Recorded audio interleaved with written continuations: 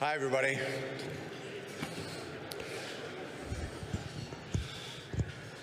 Hopefully everybody's got their dessert, so we can all relax a little bit and get ready for what the Premier is going to have to say to us.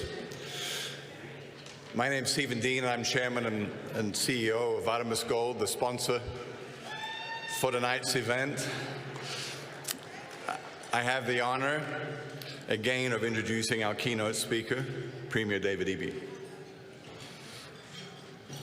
I'd like to start by acknowledging we are gathering tonight on the traditional territory of the Lheidli Dene First Nation and Chief Darlene. We are honored to do so. Premier Eby has recently completed his first full year in office as BC's Premier. Throughout the year, he has stated many times, including at a recent BC Chamber of Commerce lunch event, of his commitment to improve permitting timeframes for natural resource industries. The team at Artemis Gold couldn't agree more. 1 year ago, I stood on this stage representing Blackwater, a proposed mine waiting for its BC Mines Act permit, and that permit was granted in March of 2023. And here we are, 1 year on, in a year that saw numerous curtailments and closures in other industries here in regional BC. And I stand here representing Artemis to tell you that we have followed through on our commitments, and our Blackwater mine is on track to pour gold in the second half of this year. And as of today, we expect to be in excess of 50% through construction.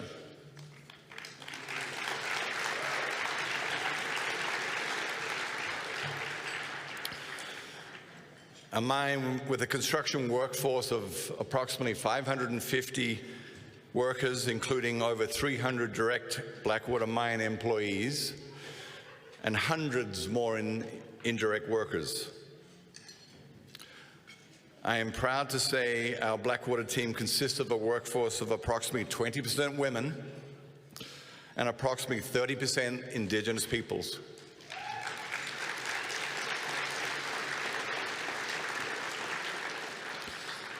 50% of our Blackwater employees are from the local region, and over 80% from BC.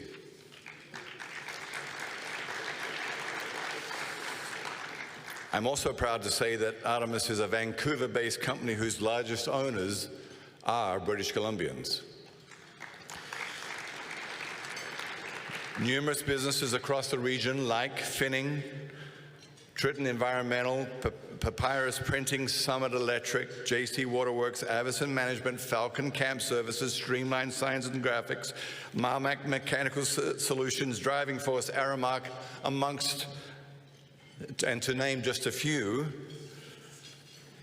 are working at our site or providing their products and services to the Blackwater team. This is the impact of the approval of one of BC's largest scale regional investment projects founded on world-class social and environmental standards. But our progress couldn't be possible without the strong partnerships we are privileged, truly privileged, to have with the Indigenous nations whose traditional territories are the home to the Blackwater Mine, the Luce Goose Dene, and the Elk-Cutcho First Nations.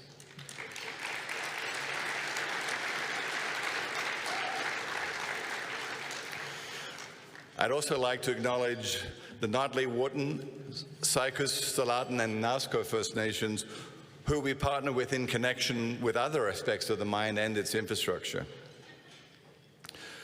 We'd like to thank Premier Eby's government for their support, for his support of the Blackwater mine and the benefits it brings to the local regions and BC.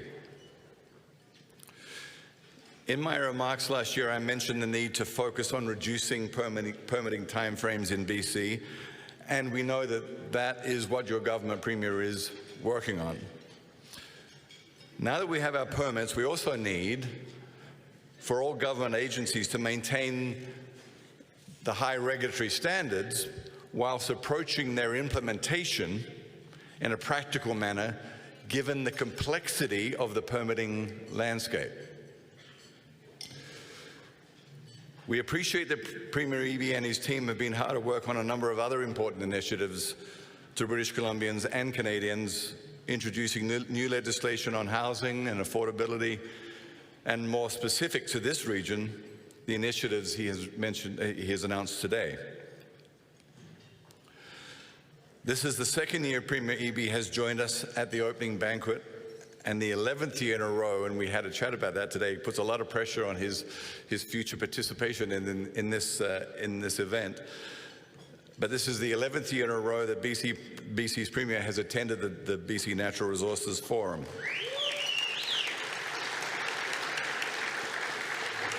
Please join me in giving a warm welcome to our keynote speaker for the evening, Premier David Eby.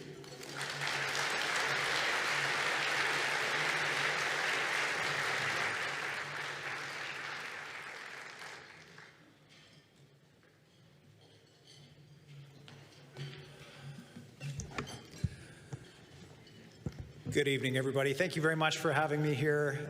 It's a pleasure to be here in Prince George. Thank you, Chief Logan, Elder McIntosh, for the welcome to the territory. And thanks, Stephen, for the introduction. I didn't realize the stakes when I accepted the invitation, that this was going to be potentially not the 11th in a row. You don't want to be that guy, I want to recognize a couple folks I can see out there. Mayor Yu is here from Prince George, our host. I see Regional Chief Terry Teegee, front row. I had a great discussion with Mayor and Council. Thank you for that. It's so good to be in Prince George, and I'll go into that in detail. I'm going to try to keep my remarks a bit shorter. As my wife, Kaylee, often says, reducing emissions begins at home. I'm going to try to keep it a bit shorter because we're going to have a Q&A fireside chat kind of thing. I'm interested in hearing questions from you about what you would like to hear about the direction the province is headed. One of the reasons why I'm really glad to be here in Prince George, well, there's a bunch. Prince George is home to, as I was very proud to tell the Premier of Newfoundland, Canada's first fully renewable diesel refinery.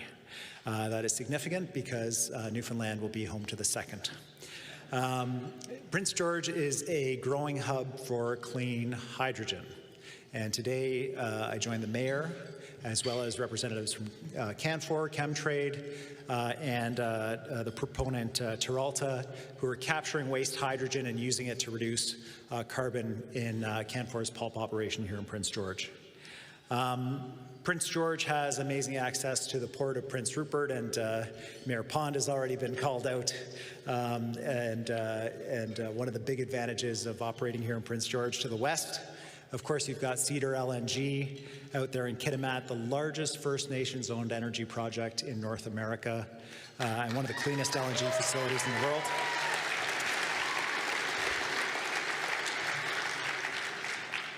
And just down the road there, could I forget the birthday celebration of Rio Tinto's 70 years of the cleanest aluminum in the world.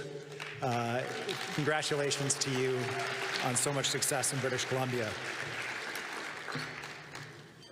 It feels a bit strange to say it to this crowd, but we all know, British Columbians know, that natural resources are foundational to this province, from First Nations people whose relationship with the land goes back to time immemorial, to communities of all kinds that depend on mining, energy, and forestry jobs.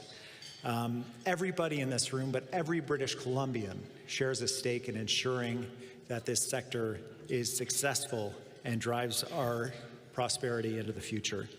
To borrow a line it might be that I'm surrounded by all the ice and snow here in Prince George, but to borrow a line from hockey, we are where the puck is going to be, not where the puck is.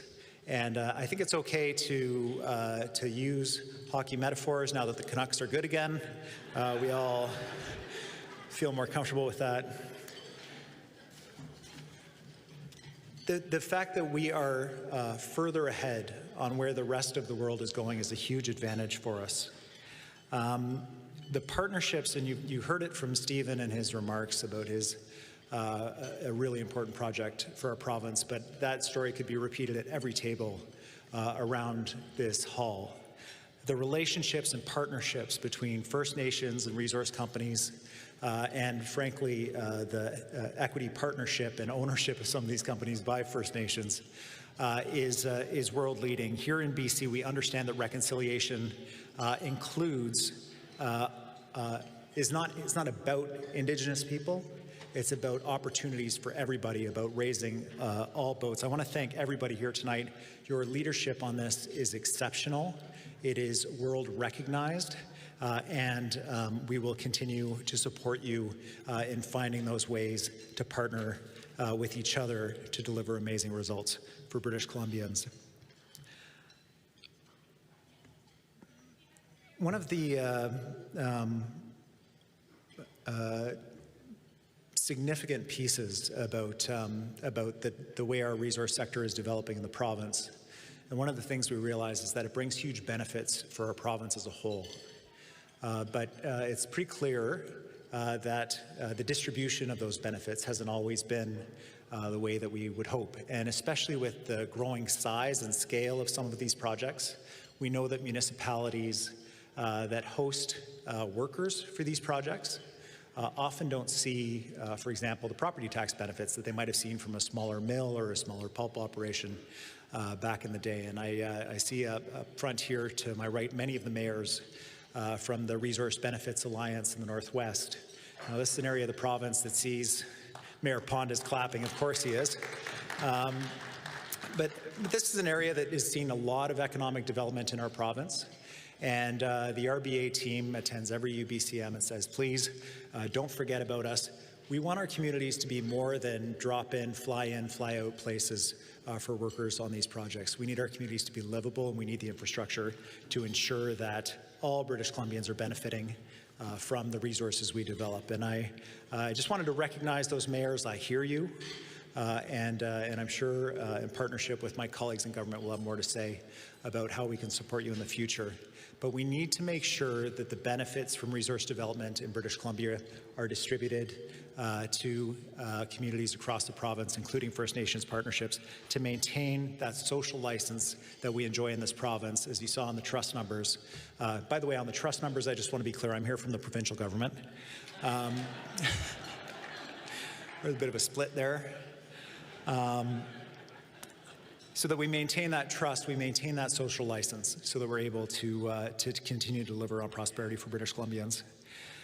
On that point, I want to talk about forestry. Now, here's a sector that is under considerable strain. Forestry has always been, and will be into the future, a key driver of prosperity for communities across the province. But the strain is real. Damage from wildfires, from the end of the pine beetle kill wood, new and reasonable public expectations about management of old growth forests, mismanagement of our forests over many years has left fiber supply in a pretty challenging place. We're also in a transitional period from a period of transactional relationships, frankly at best, with First Nations, to longer-term land use planning processes that will ultimately provide the stability and the certainty around fiber supply that we all need. But we're in this interim period where many of those landscape planning tables are in early planning processes and agreements are being struck. I had a number of meetings with industry leaders over the last few weeks with Minister Ralston, the Minister for Forests, and the message from many of these forestry industry leaders was pretty clear. There are opportunities to deliver fiber to the mills, to the manufacturing sites that are in the community. The land has the ability to support these businesses. But it's different in each part of the province, the challenge that's preventing that from happening. So I'll give you an example. I had the opportunity to meet a guy named Tony. He runs an operation called Nicola Post and Rail. It's a community manufacturing company in Merritt, British Columbia. And he says, you know, if I could just get a bit of access to a bit more trees, a bit more fiber, I'd be able to expand my business, hire more people. If there was some certainty around supply, I could have some confidence in doing that. There's huge demand for the product that I produce. Half of my employees are Indigenous. And when I look up the road, the First Nations in my community have access to the trees, they have access to tenure. I need the tenure, but I'm just a small operation. How do I make that connection? And so big and small, whether you're some of the biggest forestry players in the province or some of the smallest value-added manufacturers, that issue is very similar. So I talked to Minister Ralston about it and was very proud to announce a new role for Andrew Mercier. He's one of our MLAs from Langley. He has a history of working with labor in our province, understands the resource sector, and in particular understands the relationship between employees, employers, and First Nations. Andrew's job will be to work with you to address those gaps between the trees that are available and those with access to the tenure and the fiber supply that operations big and small need in the province, as Minister Ralston does the important work on policy. Andrew, do you want to stand up, Andrew? Sorry to put you on the spot, man, but I just want everyone to...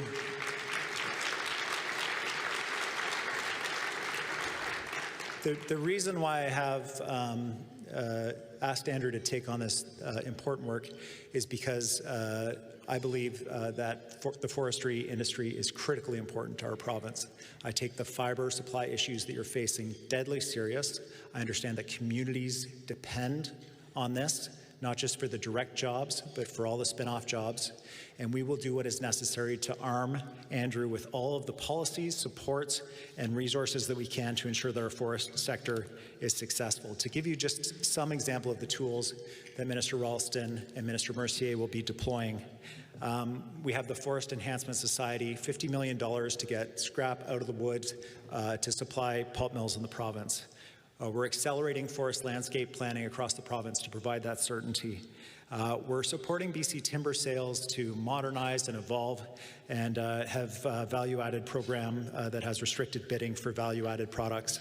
We've increased First Nations revenue sharing with an added lift for BC timber sales and leadership roles in salvage and thinning, commercial thinning work. We've reached forestry agreements with Quadacha, with Squamish, with Lil'wat First Nations, and tonight I want to share with you, especially for the Prince George area where I know the issue is particularly acute, some very good news. The Carrier-Secondary First Nations have recently reached an interim agreement with BC Timber Sales covering 600,000 cubic meters of fiber in the Prince George timber supply area. With this agreement, we're able to ensure that that timber is getting to BC Timber Sales and to market to ensure the continued operation of forest companies here in Prince George and further.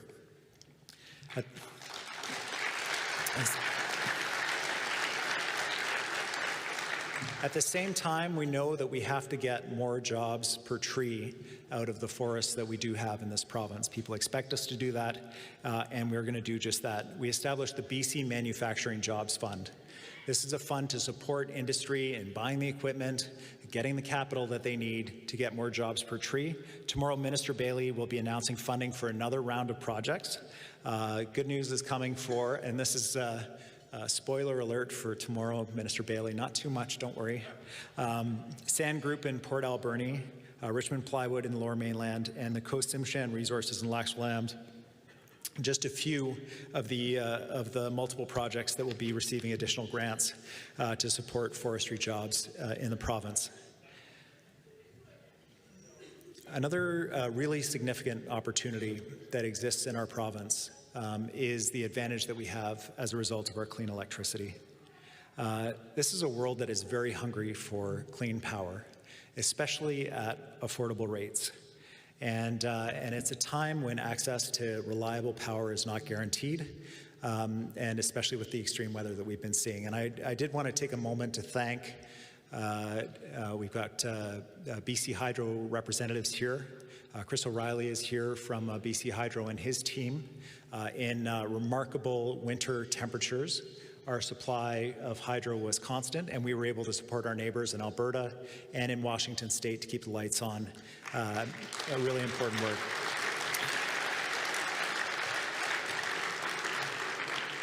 And it's important to note that when we were in the peak of our forest fires last summer, a record-setting forest fire season, when I was visiting out in the Kelowna area, the planes that were on the tarmac had the word Alberta written on the side.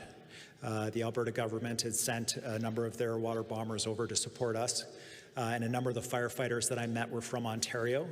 I'm so glad that we are able to repay some of the generosity we saw from our neighbors in our moment of crisis. Thank you, Chris, and your team for making that possible.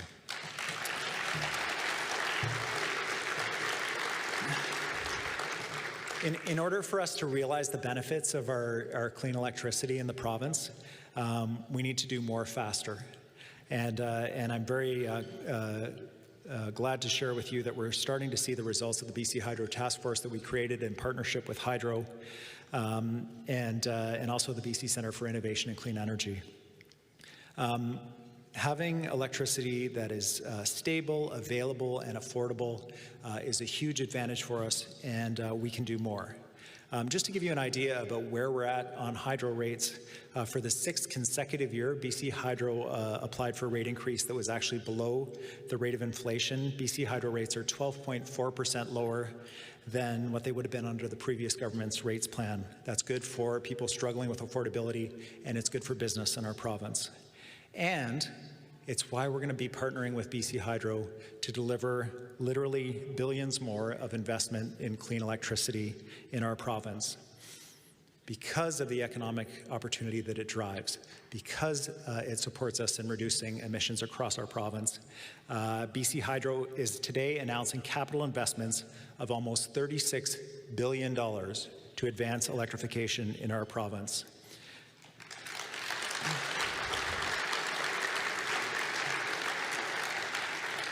This work will be happening over the next 10 years in British Columbia. It's a 50% increase over previous plans. It's an assurance to you that you will have access to clean, stable, affordable electricity to decarbonize your operations and to build jobs in British Columbia. These new construction projects are projected to create between 10,500 to 12,500 jobs on average annually. And they will increase and maintain BC Hydro's generation and transmission capacity across the province as major projects like Site C are completed. Through BC Hydro's upcoming 3,000 megawatt call for power, we'll be ready to meet the needs of a growing clean economy. We'll also, for those of you in the room tasked with permit applications, we'll have a streamlined process as you apply for electricity to reduce emissions, where there's just one application between the provincial government and BC Hydro, not two. I know that is not earth-shaking news, but every little bit counts, and I'll have more about permits shortly. It's also important to recognize that LNG and natural gas is a critical part of our economy, and it is the lowest carbon intensity natural gas available. We want it to be even lower, and we believe that through BC Hydro investment, by electrifying our gas fields, we'll be able to reduce emissions even further, making our resources even more competitive in a low-carbon world.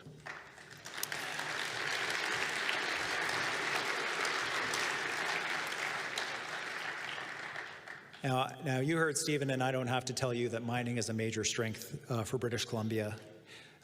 We're a world-leading jurisdiction when it comes to mining, and what I believe sets us apart in the global market, Minister Osborne was recently in the UK talking with global investors. They know about our sustainable practices here in BC. They know about the secure investment climate. They know about our lower carbon products. They know about our partnerships with Indigenous people. And these are all important considerations for them as they decide where to place their investments. Now, our work with Tahltan Nation is a good example of, on the future of Red Chris Mine, is a good example of what I'm talking about. There's so much potential for partnership and growth in the mining sector in our province, and particularly in the Northwest region in Tahltan country. But I have heard from the Tahltan and I have heard from the mining industry that highways 37 and 51 are a major problem when it comes to the expansion that we need to do. So we're going to fix those roads. The province will be doing an initial study and using federal funding through the Critical Minerals Infrastructure Fund to fix those highways and demonstrate our commitment to working with the Tahltan and with industry and recognize our important partnership there. I heard at least one person who knows those highways very well. It's good news.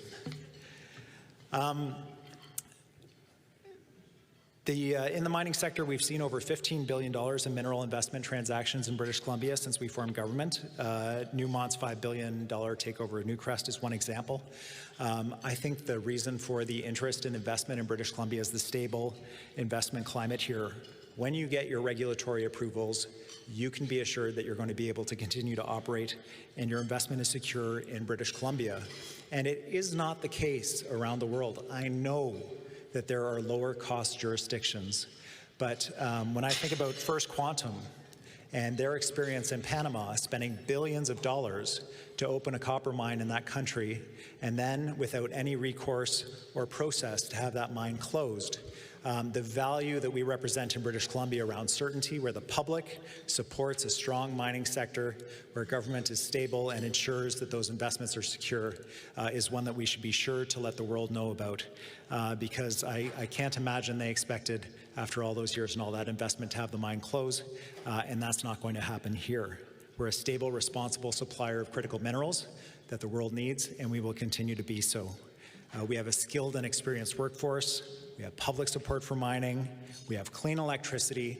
And when the European Union is looking at adding tariffs to carbon-intensive products from around the world, and the U.S. looking at the EU and thinking about putting similar tariffs in place, know that our products will begin to command, if they are not already, a premium to be able to access those markets. It is a huge advantage for us, and it will be a major strength for us going forward.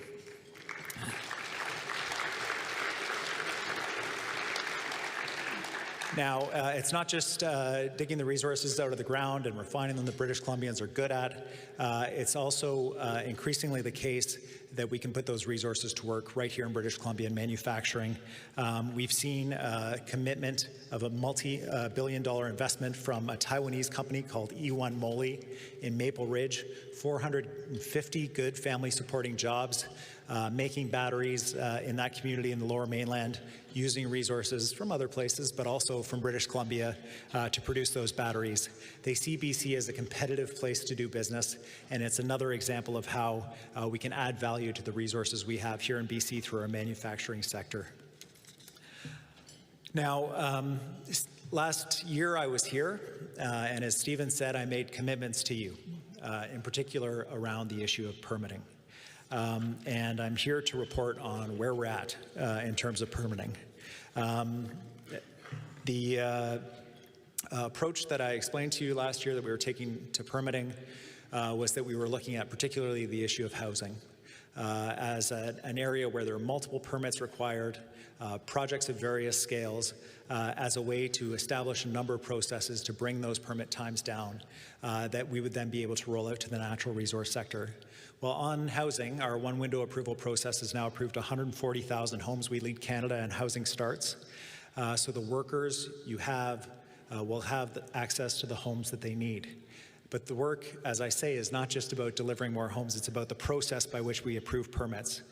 So the one-window approach was rolled out for the oil and gas sector through a full life cycle oversight approach through our regulator, the BC Energy regulator, and we understand that system is working very well for them. On mining, we've had a 52% reduction in the backlog of regional mine permits. On water permits, 90% of waterway protection permits, 90% of new applications are processed in 30 days. When I was here a year ago, we were at 9 to 12 months. So continuing to improve those permitting processes across the natural resources sector is a priority. We're showing progress on it, and I do know that there's more to do, but rest assured, we are working hard at that.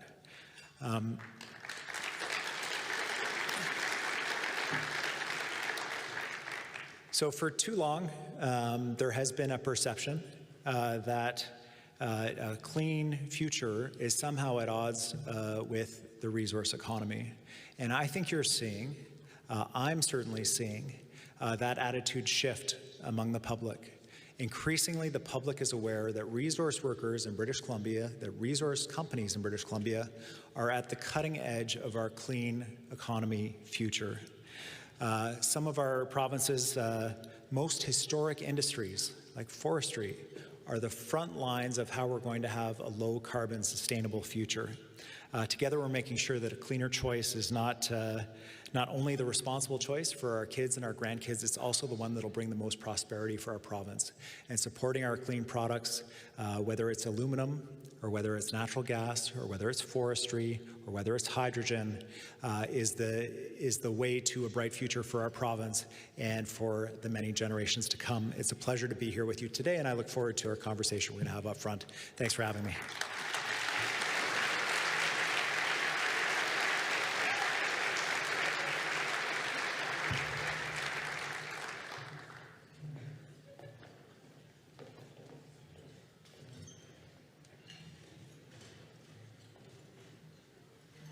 Wonderful. Am I on? Oh, I think I am. Awesome. Well, thank you so much, Premier. Welcome back. By that speech, it sounds like you had a pretty busy year. There's a lot going on, yeah. I'm losing my voice. Today was a crazy day. There was Prince George keeps you hopping. Well, I saw the bus that you guys were going around on, so yeah, it looks like you're in a lot of places. Yeah, well, those are some really impressive announcements. And maybe I'm going to go what everyone's on everyone's mind, but was that $36 billion that you announced just now? Yeah, it was, I mean, Chris is sitting right here, so to be fair, that Chris is announcing, the CEO of BC Hydro, but he was kind enough to let me break the news to you. Yeah, $36 billion, and the investment is focused on both transmission and generation. So many opportunities for BC business and lots of copper to string those wires across the province. Oh, that's exciting. And we'll look forward to learning more directly from Chris tomorrow. So I'm Sarah Weber, chair of the Forum Advisory Committee, and so we have an ad hoc list of members that support this conference. So we do have a few questions that we're hoping you could comment on, and one of them is that we are an extractive industry across. And this is the room where we bring everybody together, and so land use and access and certainty is certainly part of that piece. And so, we've seen in the last year that conservation in BC has taken on some new innovative pathways, including Indigenous protected and conserved areas, and agreements like that nature agreement that was signed in November.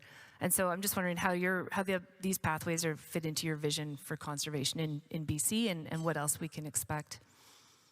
Thanks. So a couple pieces. One is there's a real, I mentioned it in my speech, a real transformation that's happening in terms of the approach to land use in the province. One is obviously, and I mentioned it last year, and this room has embraced it, is if you're doing work on the land in British Columbia, you need to make sure you have Indigenous partnership in the work that you're doing. And the second piece is we're no longer in a position in the province where we can do the work on the land without having a plan for where that work is going to take place. A lot of the permitting delays, a lot of the uncertainty comes from You know, if you're trying to run a pipeline or you're trying to do some forestry work, not knowing where the areas are where you're going to run into anxiety from a local nation, from a community, resistance, social license issues until you're well down the path. By doing landscape planning processes, we can provide the certainty. The forest industry, I think, is the one that will be seeing the benefits from this first, but the landscape planning processes will be beneficial to all areas of industry. These are the areas where the resource-intensive work is going to take place. These are the areas that are protected and where it's not going to take place for various reasons, impact on fish or wildlife or whatever the issue is. By providing that certainty, industry, First Nations, communities sitting down at the same table in a facilitated process, we're able to move forward with everybody's interests protected as best as possible, and that the community is making those decisions together in partnership with industry and First Nations so that it's for the long term and it's sustainable. Thank you. So I think I'd be remiss if I didn't say affordability in the economy is on top of everyone's mind. And so I'm interested in hearing more about what your vision is. I know you're meeting with people all the time that are trying to make investment decisions within BC, and you did touch on the resiliency of a permitting decision. But is there anything else that you could point to that the British Columbia government is doing now to help attract investment? Yeah, thanks. It's really important to understand a couple things can be true. One is that a lot of families around the province are facing challenges around rising cost of groceries and interest rates impacting mortgages and lines of credit and squeezing everybody. And at the same time, our economy in British Columbia is doing quite well on a national comparison. We led Canada in GDP growth post-pandemic. We continue to. 40,000 private sector jobs last year created. Just for contrast, in 2012, government issued a press release for 17,000 jobs. So we're growing really quickly, a lot of jobs. We have the highest wages in Canada, but we also have one of the lowest unemployment rates. So lots of good things are happening, and at the same time, families are still feeling the squeeze. Without question, in terms of what government would like to do to support British Columbians, we can't do it without the economic activity that resource industries create, whether it's through royalties or through the high incomes that people earn working in these different sectors. It's not possible for us to support people in the way that we want to if there's not resource activity in British Columbia.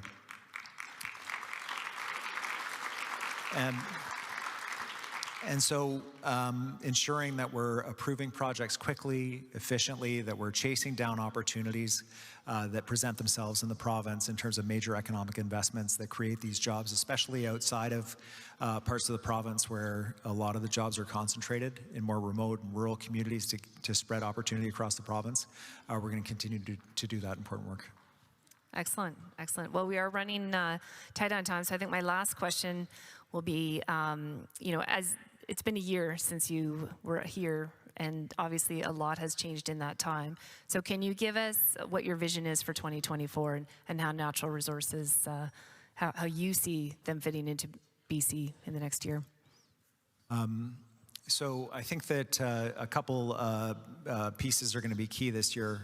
We're really going to start to see now that we are in a position with BC Hydro, that they have the confidence from government, that they have the support to be able to invest the way that we should in building out our grid, increased opportunities for industry to reduce their costs, reduce emissions through working with Hydro to take advantage of those opportunities. The second piece is there are a significant number of hydrogen proposals in the province. We're going to be advancing those proposals. We're going to be working with the energy sector around methane emissions, around electrifying the sector to bring down emissions so that we can continue to have social license for energy production, including natural gas in British Columbia, and we can do so with the confidence that projects like Cedar LNG, the proposed project up in Nisga'a, which recently signed an agreement with Shell, that we can assure British Columbians that we're able to hit our climate targets at the same time as we're responsibly meeting the needs of the market around natural gas. There are a lot of exciting things that are happening in BC in terms of major investment. And one of the big challenges for us in 24 will be to make sure that people have the skills to take the jobs that are available. So you'll see us partnering with you on doing training and support for people in communities to be able to take advantage of the jobs that you're offering, to bring that expertise to the table so you can be as effective and efficient as possible in building what we need to build in this province. Wonderful. Well, with that, can I get a round of applause for the Premier? And thank you so much for coming back. Thanks for having me.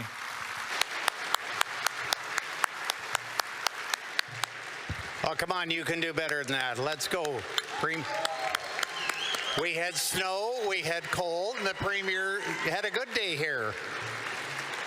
My pleasure now to call Premier, thank you, and Sarah, Jason Klein, CEO LNG Canada, to come to the stage to thank our Premier for his keynote speech. Yeah, you can be enthusiastic when Jason comes up, absolutely. Thank you, Premier EB, for, I think, a really fascinating conversation. And I think the acknowledgement of the importance of every segment of the natural resources sector to the BC economy is really, really important. I think I speak for all of us gathered here today when I just want to acknowledge and thank you for your participation in this forum and your cabinet being here this week. I know that you and your government recognize what everyone in this room is striving to deliver every single day, which is responsible resource development, world-leading products and innovation, meaningful, lasting employment, and of course, economic reconciliation.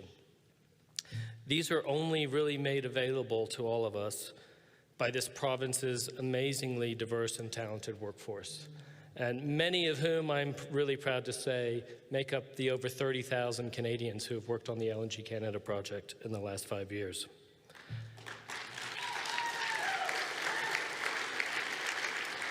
And I think with your continued support and encouragement, BC's natural resources industry will remain well-positioned to support British Columbians' success and prosperity well into the future. And in terms of the LNG industry, we at LNG Canada are very proud that we have paved the way for the next wave of BC's LNG projects, which are mainly Indigenous-led that you've talked about today. I can't help but add that, of course, we'd like to explore further opportunities for LNG Canada Phase 2. But thank you again, Premier EB, for your time tonight, and have a great evening. Thank you.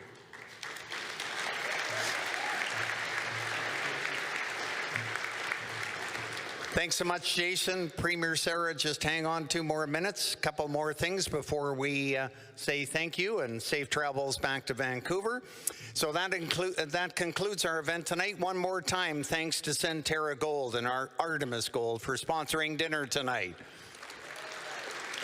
Apparently, those sponsorships really got our bids up on the silent auction, and Mayor Pond, thank you so much for that.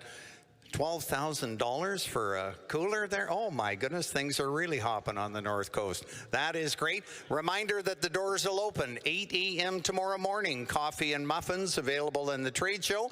Opening ceremony begins here promptly at 8:30. I'd like to close by acknowledging all our sponsors and supporters for the 2024 BC Natural Resources Forum. You can find these companies in your program and displayed on screen throughout the program. With their financial support, we can keep this annual gathering in Claytley Country, Prince George, British Columbia, Canada going, and we thank all of them for their excellent support. Before we say goodnight, one last reminder regarding the silent auction. And I know our chiefs and mayors have been doing a great job trying to up those bids for a great Indigenous youth program, and we thank you all.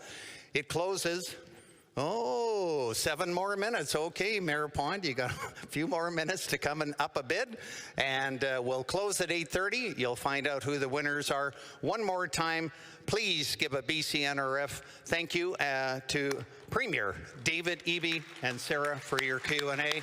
That's it, everybody. You're done for the night. We'll see you tomorrow morning.